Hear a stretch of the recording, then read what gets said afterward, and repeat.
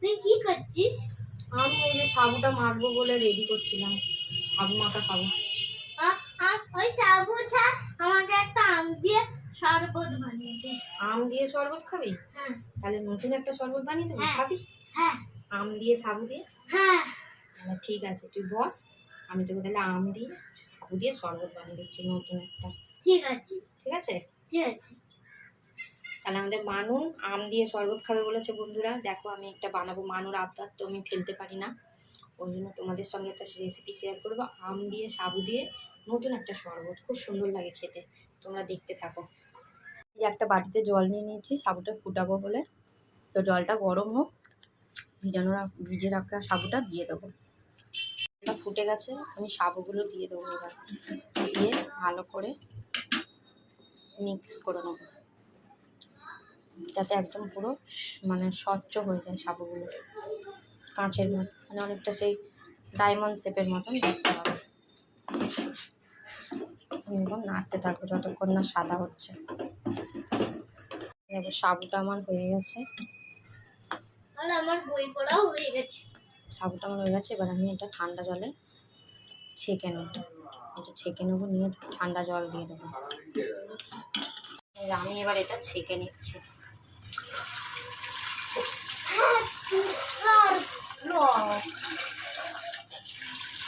ঠান্ডা জল দিয়ে দিতে হবে, যাতে একটার সাথে একটা লেগে না যায়।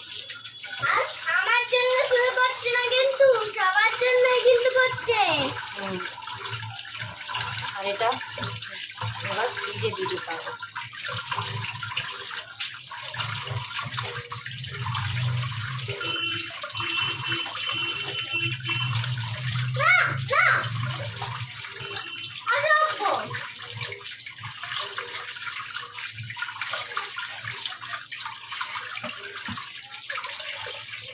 ভালো করে আমি ঠান্ডা জলে ধুয়ে নিয়েছি। এই দেখো, এবার এবার এটা আমি ফ্রিজে রেখে দেবো বাটি করে। সাবুটা তো ফ্রিজে রেখে দিলাম। আর এবার আমগুলোকে আমি ছোটো ছোটো করে টুকরো টুকরো করে কেটে নিই। আমগুলো সব আমি ছোটো ছোটো করে টুকরো করে কেটে নিয়েছি, আর এটা গার্নিশের জন্য রেখেছি কেটে। আর এটা দিয়ে শরবত হবে, দেখতে থাকো এবার তোমরা। এই যে চলে যাচ্ছে আমগুলো সব মিক্সির জারে। এই যে চিনি দেওয়া হয়ে গেল, আমি চিনি মেশালাম। এবার তোমরা যদি মনে করো এতে মধু দিতে পারো, কোনো যে যেটা খায়। আমি এমনি ডাইরেক্ট চিনি দিলাম। তোমরা যদি মনে করো চিনি গুঁড়ো দেবে তো গুঁড়োও দিতে পারো। আবার অনেকে চিনি খায় না, মধু দেবে তো মধুও দিতে পারে। আবার কেউ গুড় খায় তো গুড়ও দিতে পারে, কোনো অসুবিধা নেই। যে যার যেটা ভালো লাগে সেটাই দিতে পারো। আর এতে একটু দুধ মেশাবো এবার। আর এই যে দুধটা একটু মেশালাম, এবার এটাকে মিক্সিতে ঘোরানো হবে। এই দেখো, আমি মিক্সি থেকে এটা ঢেলে নিয়েছি বাটিতে। আর এই যে সাবুটা তখন আমি বলেছিলাম সিদ্ধ করেছিলাম, ওই যে জল ঝরানোর পরে এই ভিজানো সাবুটা, তারপরে আমি ওটা করলাম না ঠান্ডা গরম জলে একটু সিদ্ধ করলাম। তো এবার এই যে সাবুটা এবার আমি দিয়ে দিচ্ছি। সাবুটা মিশিয়ে দিচ্ছি।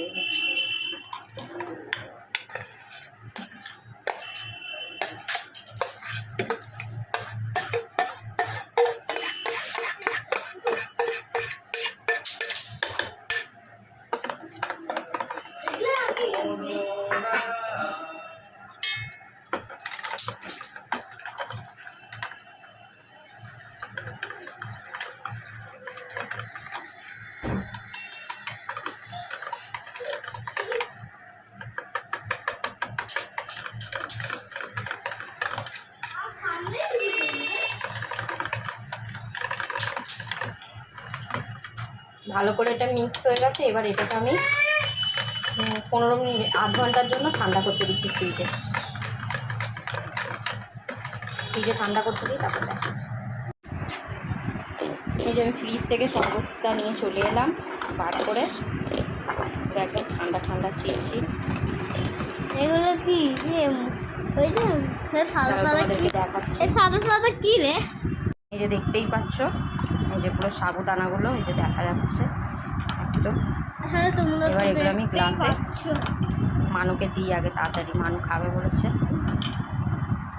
এ- এই যে এইভাবে আমি গ্লাসে ঢেলে নিচ্ছি।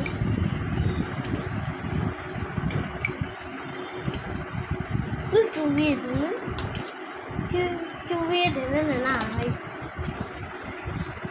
ব্যাস দিয়ে ব্যাস হয়ে গেছে, হয়ে গেছে, ব্যাস ব্যাস ব্যাস হয়ে গেছে, হয়ে গেছে, ব্যাস ব্যাস ব্যাস হয়ে গেছে। গার্নিশের জন্য আমি কিছুটা আম কেটে রেখেছিলাম কুচোনো, এই আমগুলো দিয়ে দিলাম ওপরে।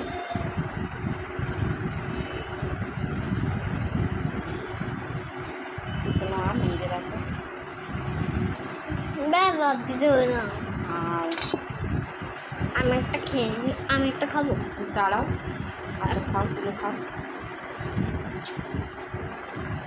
মানুষ সামনে কিছু করা যায় না। আর এই যে বাদাম উপর দিয়ে, আমার কাছে আমন্ড ছিল তার জন্য আমি আমন্ড বাদাম দিয়ে দিলাম। এনাও মানু, তুমি খেয়ে বলো কেমন হয়েছে। আসো আসো আসো, নাও মানু, মানু এদিকে আসো, বন্ধুদেরকে দেখাও খেয়ে কেমন হয়েছে বলো একটুখানি টেস্ট। কেমন দাজুই ভালো হয়েছে? হ্যাঁ। তোমরাও এরকমভাবে বাড়িতে বানিয়ে খেও, খুব ভালো লাগবে। লাইক আর সাবস্ক্রাইব করে দিও আর কমেন্ট। সবথেকে বড় কথা হচ্ছে এর মধ্যে সাবু আছে, সাবুটা যখন মুখে পড়বে না আরও খুব সুন্দর লাগবে। তোমরা এইভাবে ট্রাই করো, এইরকম শরবত খুব ভালো লাগবে। আমাকে জানিও কেমন হয়েছে শরবতটা, তোমরা বাড়িতে অবশ্যই বানিয়ে আমাকে একটুখানি জানিও কেমন হয়েছে। আর ভিডিওটা ভালো লাগলে একটা কমেন্ট করে দিও, আর চ্যানেলটা আমার নতুন, একটু সাবস্ক্রাইব করে দিও সবাই।